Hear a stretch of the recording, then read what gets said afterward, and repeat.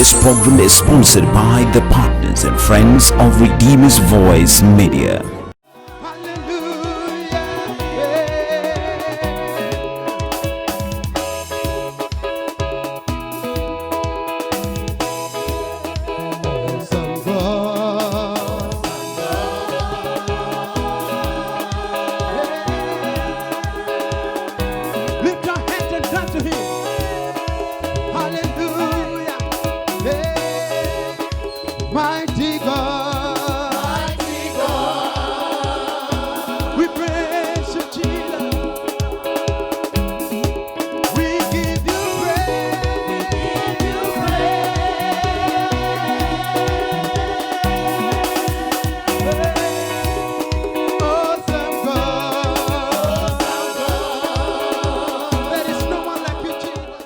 Second Timothy chapter 2 and verse 2, the Bible says that you need to receive and to release. Na Timotheo wa kwanza sura ya pili nasema kwamba mambo hayo unahitaji kuwagawia wengine. It says, and the things that you have heard from me among many witnesses, commit this to faithful men who will be able to teach others also. Na mambo yale uliyoyasikia kwangu mbele ya mashahidi wengi, hayo wakabidhi watu waaminifu watakaofaa kuwafundisha na wengine. The principle of the kingdom is distribution. Kwa hivyo kanuni ya ufalme wa mbinguni ni kwamba wagawia wengine. When you receive, distribute it. Ukipokea wagawia wengine. And the more you distribute, the more you get more. Na zaidi unavyogawa ndivyo zaidi unapokea. And so it is my prayer that you that is hearing this, you are not just keeping it. That's why if you are a leader or an HBF leader, use these messages to teach in your HBFs. Hiyo sababu wewe unaonisikiza, sikutaraji tu utasikia tu. Iwapo wewe ni kiongozi hasa kwenye shirika la nyumbani, tumia jumbe hizi kwenda kuwafunza huko. It is lawful for you to do that. Na ni halali kwako kufanya hivyo. You have divine permission for you to do that. Unayo ruhusa kutoka kwa Mungu kufanya hivyo. Get the notes, teach them in your HBFs. That's how we can spread the doctrine to as many in the house of God as possible. Kwa hivyo andika nakala hizi ukawagawia wengine. Hivyo ndivyo tunaweza kueneza neno la Mungu na ufalme wa Mungu kwa wengine. And so it is my prayer that what we have been learning is not ending up just with you. Maombi yangu ni kwamba si kwamba tunajifunza itaishia tu kwako. Don't be a reservoir, be a spring of life. Usiwe tengi la kuweka, uwe mfereji wa kupitisha kwa wengine. I want us to continue in the same discussion that we have been doing last week. Nataka tuendelee na mazungumzo yayo hayo ambayo tumekuwa nayo juma la jana. And we are still going deeper and deeper as the Holy Spirit is teaching us. Na tunaendelea kuzama kwa kina kama vile Roho Mtakatifu anavyotuwezesha. So let's open together the book of Hebrews chapter number 12. Nataka tufungue kitabu cha Waebrania sura yake 12. And verse number 22. Na tusome katika 22 mstari 22.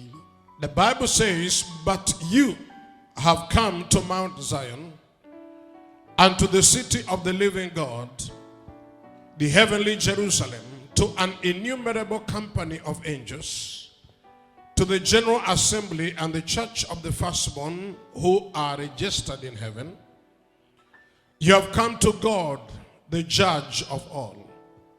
You have come to the spirits of just men made perfect.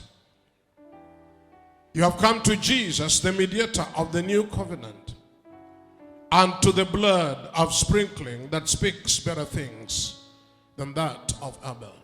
Bali ninyi mumeufikiria mlima Sayuni na mji wa Mungu aliye hai, Yerusalemu wa mbinguni, na majeshi ya malaika elfu nyingi, mkutano mkuu wa kanisa la wazaliwa wa kwanza walioandikwa mbinguni, na Mungu muamuzi wa watu wote, na roho za watu wenye haki waliokamilika, na Yesu mjumbe wa agano jipya, na damu ya kunyunyizwa inenayo mema kuliko ya Habili. Now, when you kneel down or you stand in the presence of God, it is good for you to be conscious of what is it that is surrounding you, or who have you come to. Na kila mara unapopiga magoti kuomba ama unaposimama kuomba, ni vizuri umakinike ni akina nani wanaokusunguka, na pia utambue ni wapi umefikia. Your attention can only be drawn by a realization of the awesomeness of that which surrounds you. Umakini wako unaweza ukachukuliwa tu ukiwa na ufahamu ni nani anayekusunguka. You can easily lose interest in prayer by reason of not being conscious of the presence of who God is in your life. Unaweza ukakosa ama ukatoa roho kwenye maombi wakati ambapo huna ufahamu kwamba uliko hapo Mungu amekusunguka. You also can lose the value of being in the presence of God by reason of not really understanding what it means to pray.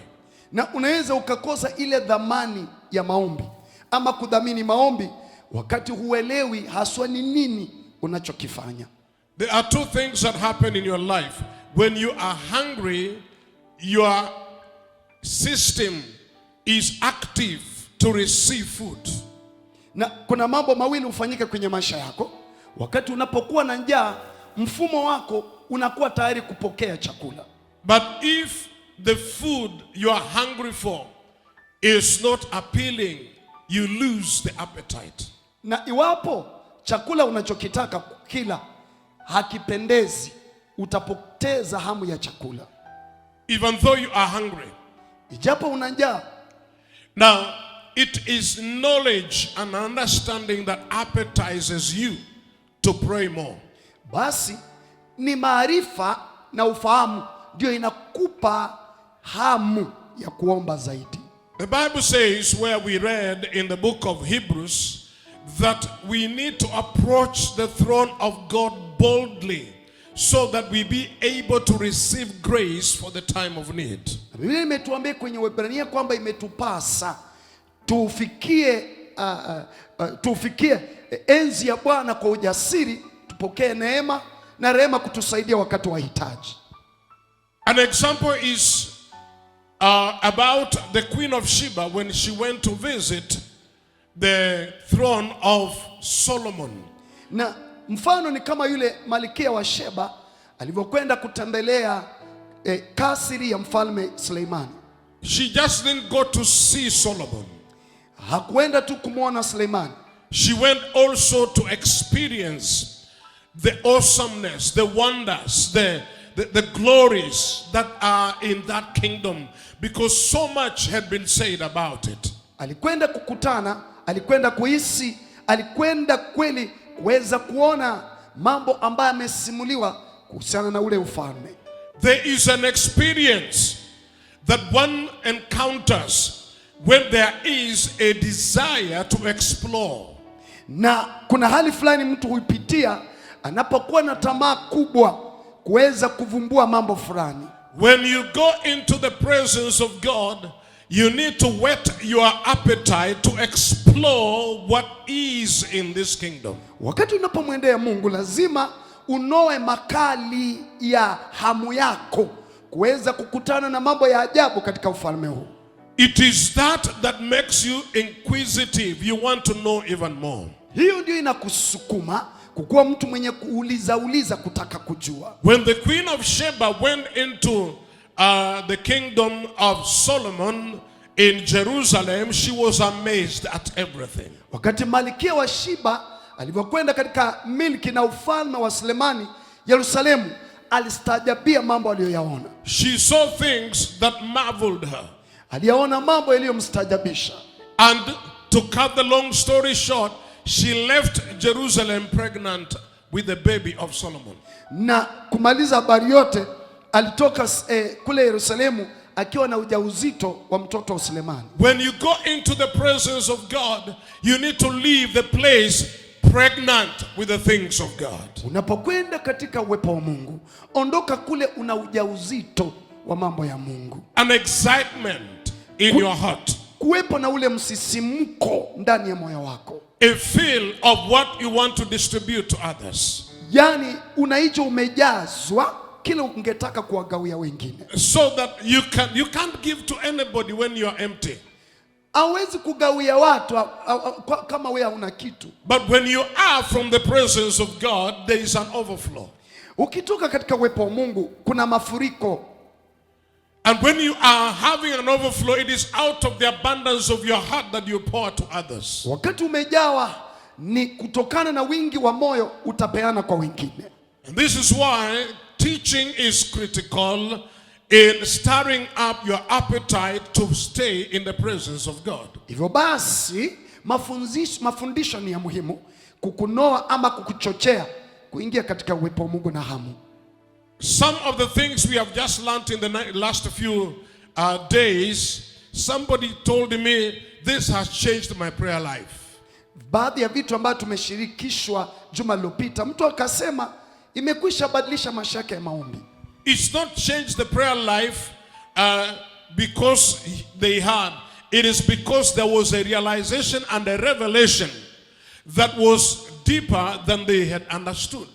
Na si kwamba ilibadilisha maisha kwa maana walisikia tu, lakini walipata ufunuo wa ndani kupita kiwango ambacho walikuwa nacho. It is the revelation you receive that brings the revolution you need.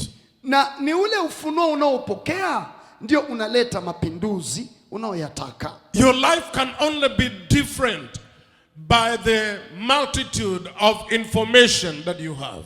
Maisha yako inawezekana tu tofauti kwa kadri ya wingi ya taarifa ama maarifa ulionayo. If you go to school, you sit in the class and you have no desire to learn, it doesn't matter how much your teacher releases to you, it is until you have that desire to learn that now that information is deposited, downloaded and deposited into your hard drive. Unapokwenda kwenye shule kusoma na usiwe na tamaa ama nia ya kusoma, hata mwalimu akafunza haitakuingia. Lazima kuwepo mwanzo, na lile tamanio ndio litawezesha unachofunzwa kiingie katika mtima wa roho yako. What makes a person sit in a class is not just the information they receive, it is the resultant effect of their being in that class. Kinachomfanya mtu akae kwenye darasa sio kukua pale, lakini ni yale matokeo yatakayekuwepo kwa yeye kukua ndani ya hilo darasa. What impact is this lesson to your destiny? Ni matokeo yapi ama somo hili lina nini katika hatima yako? You cannot sit in the accounts class when you intend to be an aeronautical engineer. Huwezi kukaa katika darasa la wahasibu iwapo wewe unataka kuwa mhandisi. You cannot be sitting in the nursing school when you actually intend to be a high school teacher. Huwezi kukaa kwenye darasa la wakunga kama unataka kukuwa mwalimu wa chuo kikuu. We sit in the presence of God because we want to be a carrier of the presence of God, and we want our lives to be transformed into the image of Jesus. Tunakaa kwenye uwepo wa Mungu maana tunautaka uwepo wake, na tunataka sura zetu zibadilishwe kufananishwa na Yesu Kristo. And this is the desire of your heavenly Father. He wants to embrace you. Na ili ndilo tamanio la Baba wetu aliyoko mbinguni, anataka akukumbatie. So coming into the presence of God is very important, and that's why Paul, writing to us in this book, he is explaining to us the kind of feel or experience that we have come to. Na ni jambo la muhimu kukaa kwenye uwepo wa Mungu. Ndio sababu hiyo Paulo anatuandikia kutuonesha mambo tunayoyahisi ama yanayohisika tunapoingia katika uwepo wa Mungu. Not only when you pray, but that is your life. That's how your lifestyle ought to be. Na si tu wakati ambapo unaenda mbele za Mungu kuomba, lakini mambo anayoeleza Paulo ni maisha yako, vile unavyoishi ishi na ule ufahamu kwamba hapo ndipo ulipo. When you experience the splendor, the glory, you taste of the beauty of the heavenly presence, you will always want to be there day and night. Ukihisi ile fahari, ule utukufu, ule uzuri wa mbinguni, kila mara utataka ushinde tu, udumu mahali pale. Bible says you have come to Mount Zion. Biblia inasema kwamba umeufikia mlima Sayuni. You have come to the city of the living God, na mji wa Mungu aliye hai, the heavenly Jerusalem. Yerusalemu wa mbinguni. In other words, you have come to the seat of government, or the governing kingdom governance. That's where you have come to, the headquarter, from where all the governing councils and all the infrastructures of the kingdom of God emanate from. Ya kwamba wewe umekuja katika makao makuu, umekuja katika mahali pakubwa, halmashauri ya mbinguni, serikali ya mbinguni, mahali ambapo miundo misingi, kila kitu, uongozi wa ulimwengu mzima, mbingu mzima inaongozwa kutoka na where kingdom decisions are made. Mahali ambako maamuzi ya mbinguni inaamuliwa. Where the entire legislature of the kingdom is made. Mahali ambapo miswada yote na sheria za mbinguni zinapeanwa. It is from there that authority emanates from. Ni hapo ndiko kunatokea mamlaka ya kutawala kila kitu. If you are invited today to go to the State House and sit with the president, I assure you, sometimes you lose words of what you really want to say. Iwapo utaalikwa kwenda katika ikulu ya rais, utaishiwa na maneno ya kile ungetaka kusema. During the days of the former president Moi, many people desired just to go and visit the State House, including, especially, let me put it this way, especially men of God.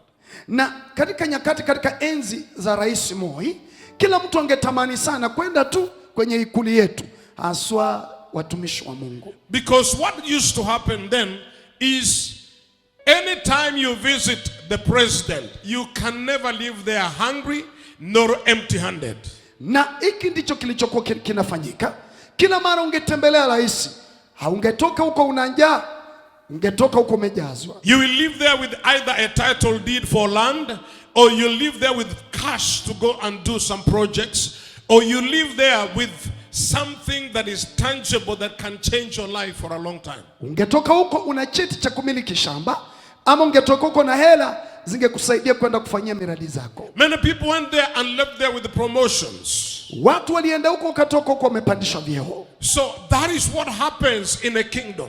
Hicho ndicho hufanyika kwenye ufalme. When you come to the seat of governance, ukifikia kwenye enzi ya kutawala, the place where God releases the best, mahali ambako Mungu huachilia yaliyo yote mema, you can never live there the same. Wezi ukatoka hapo namna vile ulienda. That's why Jesus is inviting you into his presence. Come unto me. Na ndio sababu Yesu anakualika uweponi, njooni kwangu. You are laboring, come to me. Ewe mwenye kusumbuka, you njoo. are sick, come to me. Wewe ni mgonjwa, njoo kwangu. You are harassed, come to me. Umesumbuliwa, njoo kwangu. You are struggling with issues, come to me. Wang'ang'ana na mambo fulani, njoo kwangu. I have power to give you rest. Ninaweza kukupa pumziko. When he releases an answer to you, anapopeana jawabu kwako, it will bring you peace, joy and rest. Itakuletea amani, furaha na raha. Because there's fullness of joy in his presence. Maana kuna furaha tele katika uwepo wake. So you have come to Mount Zion. Umeufikia mlima Sayuni. You have come to the city of the living God. Umeujia mji wa Mungu aliye hai. You have come to the heavenly Jerusalem. Umeujia Yerusalemu wa mbinguni. That alone is a full teaching. Hilo ni fundisho tosha. We don't have time for that this afternoon. Lakini hatuna muda wake wa hiyo. But it says you have come to the innumerable company of angels. Anasema hivi, mumekuja kwa jeshi kubwa la malaika elfu nyingi. And the rest of the things that we have read. Na yote tuliyoyasoma. What I want you to put in your spirit this afternoon, jambo ninalolitaka liingie kwenye roho yako mchana wa leo, is that God has placed amazing authorities and witnesses and testimonies at your disposal to ensure your victory in any conflict or contest against your life. Mungu amehakikisha, amepeana wenye mamlaka, amepeana ushuhuda za kutosha zikusaidie katika kila utatanishi, malumbano na hali yoyote ya maisha. Whatever your adversary has not even imagined to do against your life, already God has placed your defense in place. Kile ambacho adui ama mshitaki wako hajapangia kukuwekea, Mungu ameshakupewa kukutetea. Our God always anticipates the plans and the moves of your enemy. Mungu wetu hujua mapema mipango ya adui wako anayekupangia. You see, when you are in war, let's talk about physical warfare. Ukienda kwenye vita, tuseme hivi vita vya kawaida vya majeshi. The army has their own military intelligence. Wale majeshi wanakuwa na kitengo chao cha ujasusi. And they will get to know what is happening in the enemy camp prior to even you going into that warfare. Wanapata habari za ujasusi ya kile kinachofanyika kwa maadui zao kabla hata wakati wa vita. They have measured the capacity, the firepower of your enemy. Wamekwisha pima malisasi ama nguvu walizonazo adui. And so because of that, they have given you information for you to prepare even better than your enemy is. Hivyo basi wanakujuza mapema, ujiandae mapema kuliko adui zako. Our Heavenly Father has anticipated the moves of Satan long before he ever thought of attacking you. Na Baba wetu mbinguni ashazijua mbinu za adui na mipango yake kabla akuvamie. He even has anticipated if there be any accusation that he is going to bring. Our Heavenly Father has already anticipated and already made a way for escape for his children. Na hata kama adui amepanga mashitaka juu yako, Baba mbinguni amekwisha ona na amekutengenezea mlango wa kutokea. 1 Corinthians 10 verse 13. Wakorintho wa kwanza 10:13. Bible says there is no temptation that is not common unto all men. Biblia inasema kwamba hakuna jaribio lililokupata isipokuwa lilo la kawaida kwa kila mtu. No temptation has overtaken you except such is common to man. Hakuna jaribio lililokupata isipokuwa lilo kawaida kwa wanadamu. But God is faithful. Lakini Mungu naye ni mwaminifu. Somebody say, my God is faithful. Sema Mungu ni mwaminifu. God is faithful. Mungu wetu ni mwaminifu. Who will not allow, please cycle that word, will not allow you to be tempted beyond what you are able.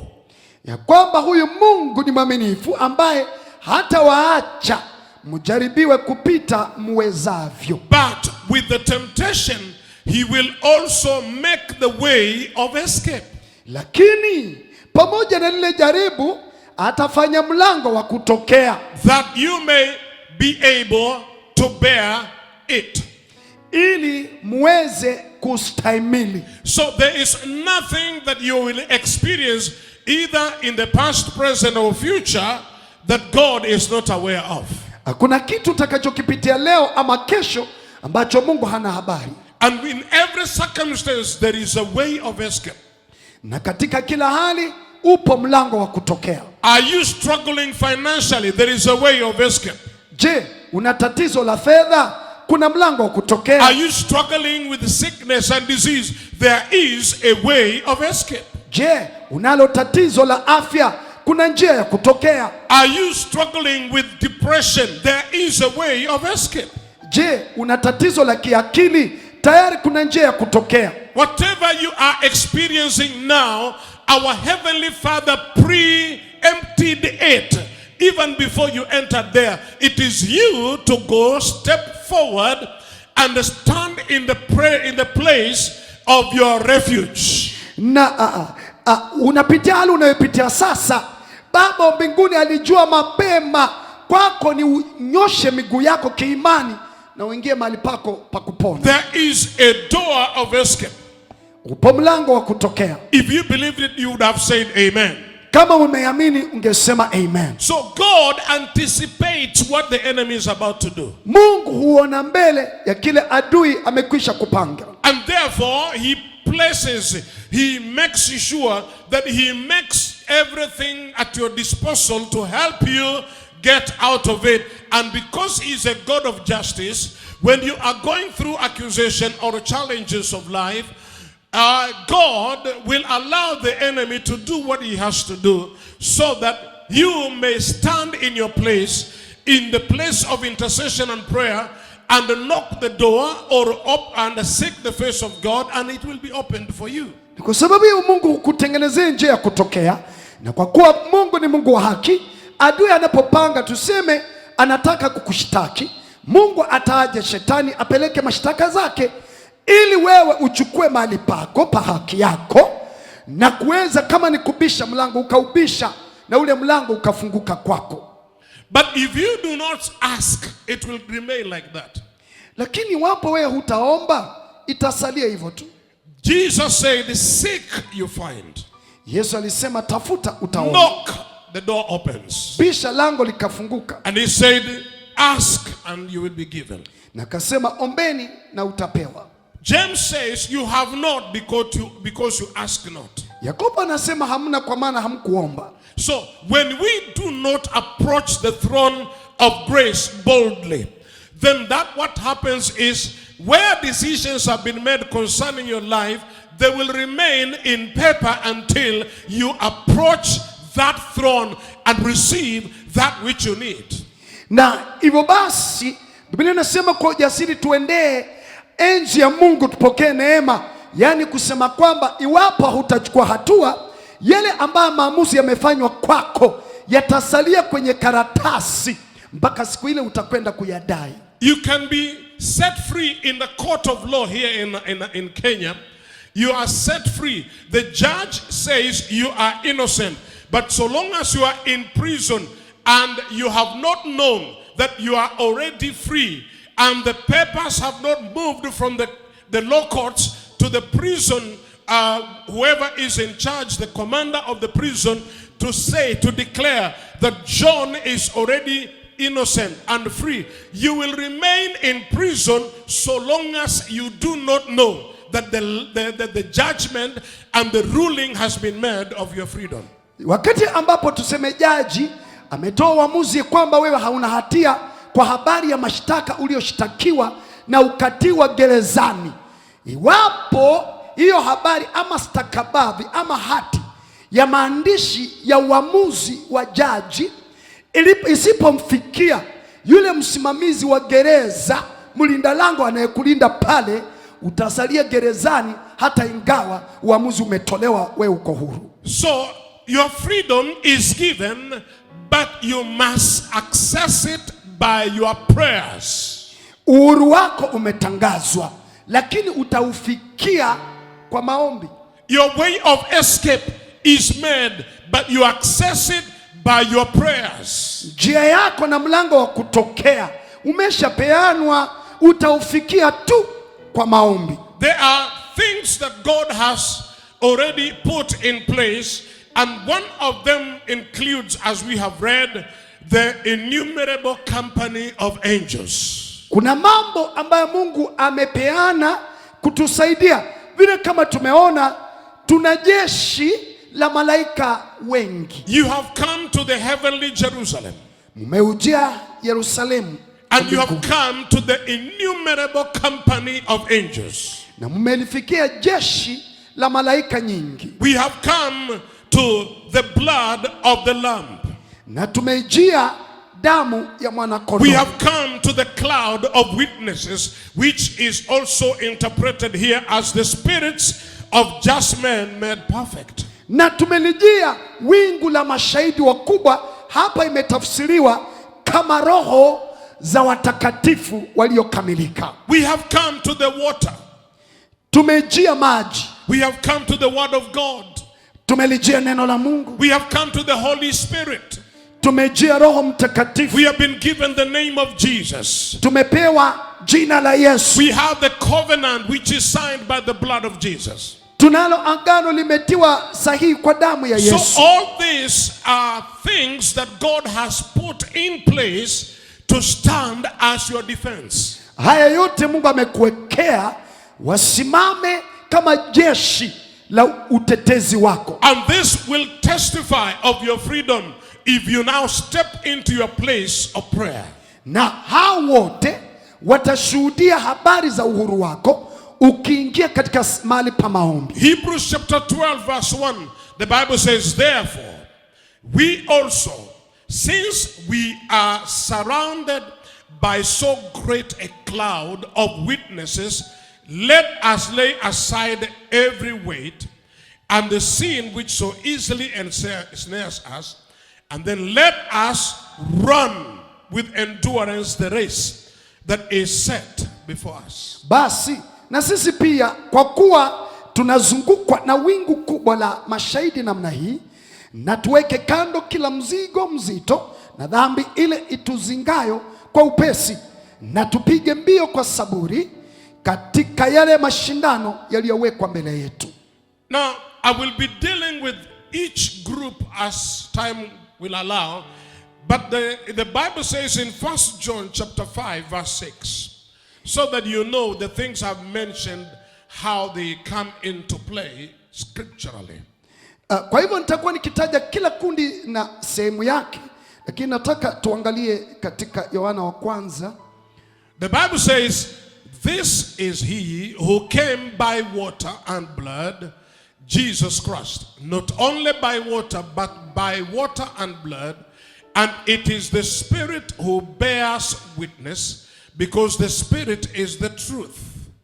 Na huyu ndiye aliyekuja kwa maji na damu, Yesu Kristo, si katika maji tu, bali kwa maji na katika damu. Verse 7, for there are three that bear witness. Inasema hivi 7, ya kwamba kunao watatu, wako watatu washuhudiayo mbinguni. They bear witness in heaven. Whose witness? It is witnessing on your behalf. Ni ushuhuda wa nani? Ni ushuhuda wa kwako, kwa niaba yako. We have the Father, the Word, and the Holy Spirit. Mbinguni tunaye Baba, Neno na Roho Mtakatifu. And these three are one. Na watatu hawa ni umoja. Verse 8. And there are three that bear witness on earth: the Spirit, the water, and the blood. And these three agree as one. Kisha wako watatu washuhudiao duniani: roho na maji na damu. Na watatu hawa hupatana kwa habari moja. So when you stand before any accusation, you have a multitude of witnesses who are standing for you. Unaposimama mbele ya enzi ya Mungu, tuna umati wote unakushuhudia. You have immense power on your side. Una nguvu kubwa zilizo upande wako. You have all kinds of witnesses. And listen to me, when you are accused in the normal court of law, if you don't produce witnesses, you are easily bound to be defeated. Na ukipatikana kwenye koti ama mahakama na upatikane hauna mashahidi, kuna uwezekano kesi yako utashindwa. Are you still listening? Tuko tunaelewana bado? So that means God has already aligned your witnesses to testify on your behalf, to give witness. Tayari Mungu ashawaandaa mashahidi wa upande wako washuhudie wewe kukutetea. Can somebody say amen? Si useme amen kama unapenda hii kitu. Are you understanding what I'm saying? Sijui kama unaelewa. This is what makes your prayer rich, because you know it doesn't matter. Listen, there are things that you have been denied, not because you are guilty, but because somebody has just stood between you and the answers that you need. Kuna mambo ambayo hukuyafikia wewe, na si kwa sababu hukukuwa na haki, lakini kuna mtu alisimama akakupinga na ukazuiwa kupata hicho kitu. Daniel went to prayer and fasting for 21 days. Danieli alienda kuomba mfungo wa siku 21 na maombi. And the Bible says God released the answer the first day he began to pray. Na Biblia inasema Mungu akatuma jawabu siku ya kwanza alianza kuomba. But the answer could not come through because there was opposition in the heavenlies. Na jawabu halikumfikia Danieli maana kulikuwa na upinzani katika anga. Your adversary will do everything to stop you from receiving what belongs to you. Mshitaki wako atafanya kila kitu akuzuie usipokee yaliyo ya kwako kihalali. But Daniel did not stop. He kept on praying and placing petitions before God. And if you look at the prayer of Daniel, he was actually removing evidence and placing it before God. And everyone there that was witnessing or standing on his side, they would nod and say, yeah, that's right. Yes, that is right. That is right. And then God had now to send Michael, another angel, to come and support and force the prayer of Daniel by supporting Gabriel, who was the angel bringing the message. Na Danieli alipokuwa mbele ya mbinguni akiomba, alikuwa anawakilisha ushahidi na akiweka moja, mashahidi wanasema ni ukweli, ni ukweli, ni ukweli. Na baadaye wakatuma Mikaeli, malaika mkuu, akuje kumsaidia Gabrieli kwa ajili ya hitaji la Danieli. There are many things that God has already made available for us by grace. Na yapo mambo mengi Mungu amekwisha peana kwetu kwa njia ya neema. But there are resistances against it. Lakini kuna upinzani mkali kuyapinga. That's why your prayer is critical to unleash the key to open that door. Ndio sababu maombi yako ni ya muhimu kuachilia ufunguo wa kufungua lile lango. So angels have a very critical place in your prayer life. Malaika wana kazi kubwa katika maombi yako. That's why the Bible says we have come to the innumerable number of angels. Ndio sababu linasema tumefikia jeshi kubwa la malaika nyingi. Prophet Elisha was surrounded by Syrian army, but God assigned angels to protect him. Na Nabii Elisha alizingirwa na jeshi la Washami, lakini Mungu alituma jeshi la malaika. I want us to quickly go to the book of 2 Kings chapter number 6. Nataka haraka tuende Wafalme wa pili 6. So that you get the background information, then we close verse number 8. Nane tuweze kupata taarifa itakayotusaidia. The Bible says, now the king of Assyria was making war against Israel, and he consulted with his servants, saying, my camp will be in such and such a place. Verse 9. And the man of God sent to the king of Israel, saying, beware that you do not pass this place, for the Syrians are coming down there. Verse 10. Then the king of Israel sent someone to the place of which the man of God had told him. Thus he warned him, and he was watchful there, not just once or twice. Verse 11. Therefore the heart of the king of Syria was greatly troubled by this thing. And he called his servants, and they said to them, will you not show me which of us is for the king of Israel? There must be a spy in our camp. And one of the servants said, none, my lord, O king, but Elisha, the prophet who is in Israel, tells the king of Israel the words that you speak in your bedroom. Verse 13. So he said, go and see where he is, that I may send and get him. And it was told him, saying, surely he is in Dothan. 14.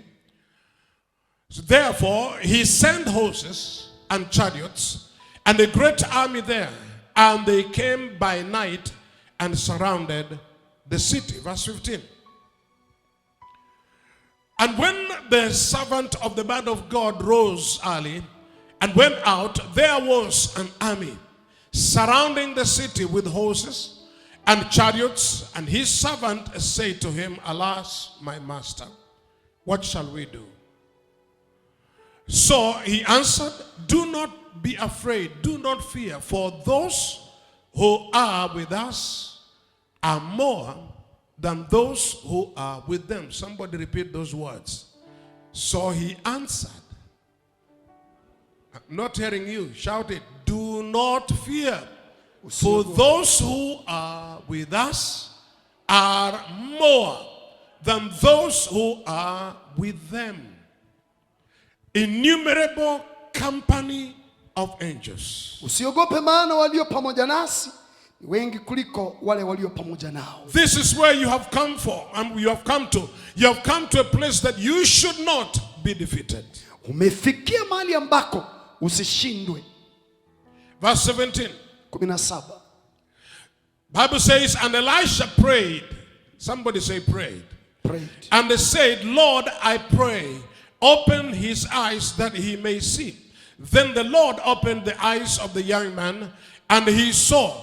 And behold, the mountain was full of horses and chariots of fire all around Elisha. Amen. Nasema, Elisha kaomba kasema, Bwana, nakusihi mfumbue macho yake apate kuona. Bwana akamfumbua macho yule mtumishi, naye akaona. Na tazama, kile kilima kilikuwa kimejaa farasi na magari ya moto yaliyozunguka Elisha pande zote. Now this is what is called standing in the council of God, on the holy mountain of God, on Mount Zion. This is where you are, that you are able to see from the higher perspective. You are able to discern and to know what your enemy is doing even before he does it. Na hii ndio inaitwa kusimama mahali pa shauri la Bwana katika mlima wa Bwana, mlima Zayuni.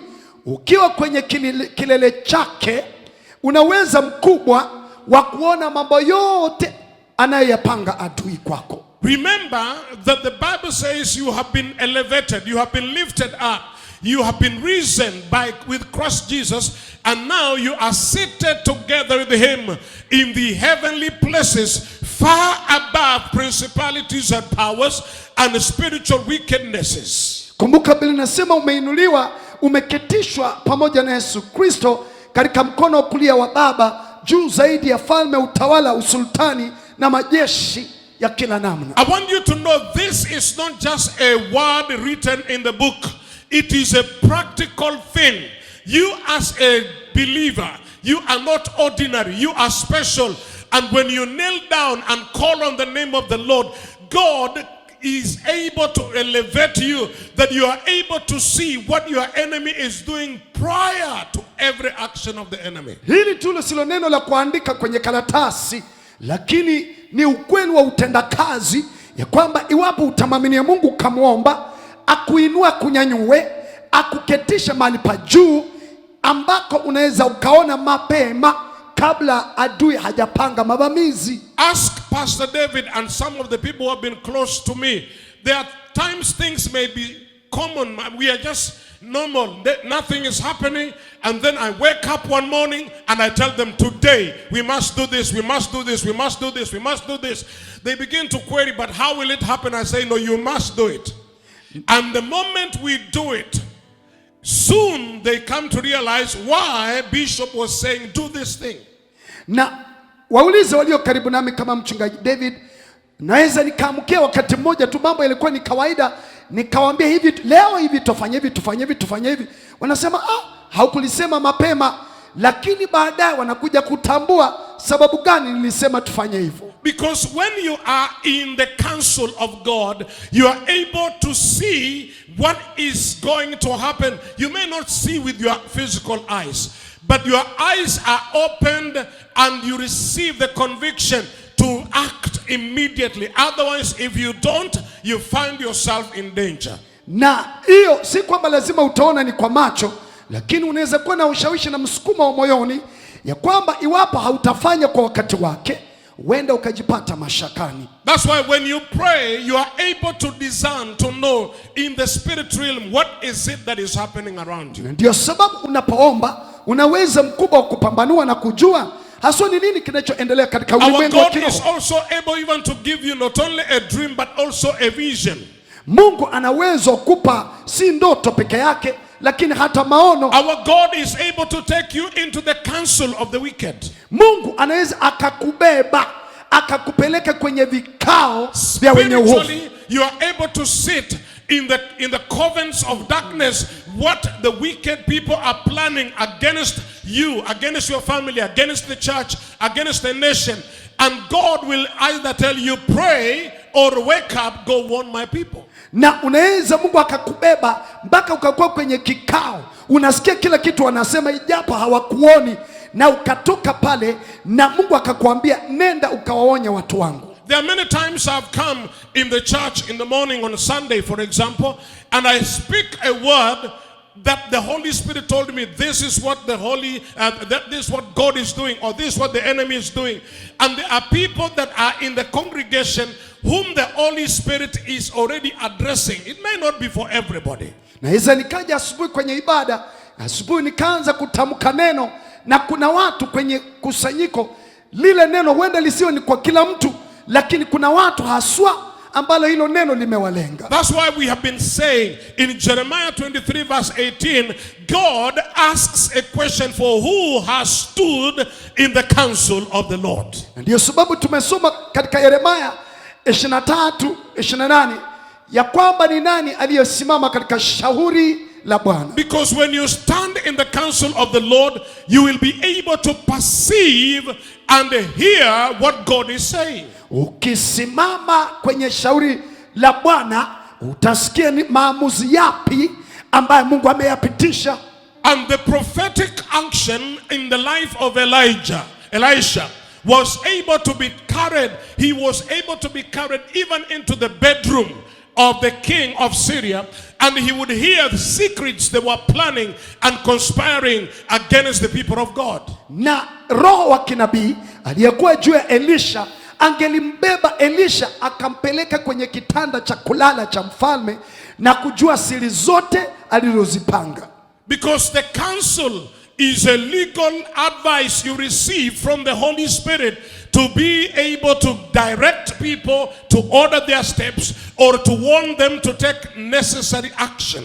Maana hili shauri ni ushauri wa kiroho, ni ushauri wa kisheria ya kiroho unaoelekezwa na Roho Mungu atuwezeshe ili tuepuke mambo mabaya na mitego. Now in this case, matters had been determined by the Syrian king and ready to be executed against the people of God in Israel.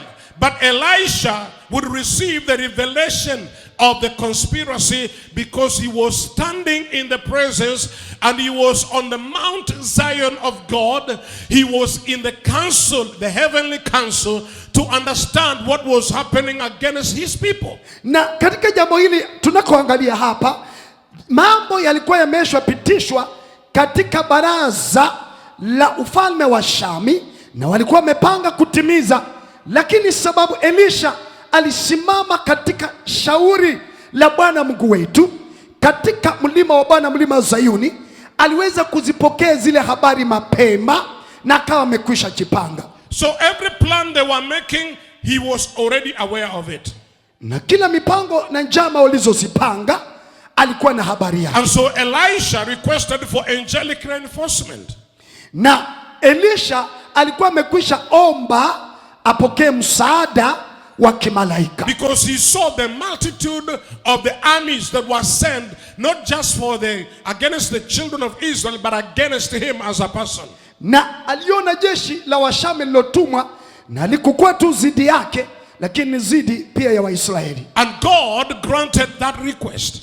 Na Mungu akamjalia ombi hili. May God grant your request this afternoon. Bwana akujalie hitaji ulilonalo. The Bible says that he the army came, he blinded them, and he began to drive them. It is him that was ordering. He became the commander of the armies of Syria, even though he was one single person without any armor, but with the arms of God, he was able to change their direction. Aliwapiga na upofu, akaanza kuelekeza, akawa ni amiri jeshi wa majeshi yote ya Washami. Intercessors are very important in turning around conspiracies and all the verdicts that have been made from the kingdoms of darkness. Waombezi ni watu hatari ambao kila mara hupindua na kugeuza kila yaliyopitishwa katika falme za giza. But you need to have that understanding. Lakini mwanzo uwe na huo ufahamu. If you don't have understanding, you will always just go to pray and pray and pray, and you have no revelation of what you are achieving. Na kama una ufahamu, utakwenda tu ni kuomba, lakini hauna ufahamu wa chochote. You'll be casting out demons, and demons even those that don't exist. Utatoa pepo, ukishamaliza utoe wenye hawapo. Now, revelation is critical to effective spiritual warfare. Ufunuo ni kiungo muhimu katika vita vya kiroho. Lastly, the Bible says, 1 John chapter 5 verse 14.